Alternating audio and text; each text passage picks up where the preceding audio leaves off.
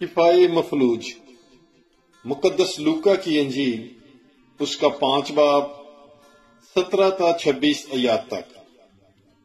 اور ان دنوں میں ایک دن وہ تعلیم دینے بیٹھا تھا تو فریسی اور علماء شرع پاس بیٹھے ہوئے تھے، جو جلیل اور یہودیہ کے ہر قصبے اور یروشلم سے آئے ہوئے تھے، اور خداوند کی قدرت شفا بخشنے کو اس کے ساتھ تھی۔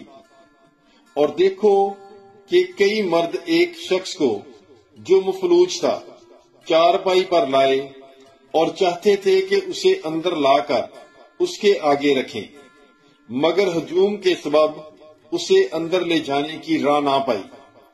تب کوٹھے پر چڑھ گئے اور کھپروں میں سے اسے چارپائی سمیت بیچ میں یسوع کے سامنے اتار دیا۔ اس نے ان کا ایمان دیکھ کر کہا، اے آدمی، تیرے گناہ معاف ہوئے۔ اس پر فقیہ اور فریسی سوچنے لگے کہ یہ کون ہے جو کفر بکتا ہے؟ خدا کے سوا اور کون گناہوں کو معاف کر سکتا ہے؟ مگر یسوع نے ان کے خیالات جانتے ہوئے مخاطب ہو کر ان سے کہا کہ تم اپنے دلوں میں کیا سوچتے ہو؟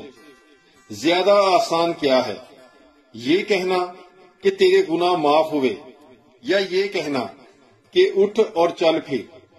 لیکن تاکہ تم جانو کہ ابن انسان کو زمین پر گناہ معاف کرنے کا اختیار ہے۔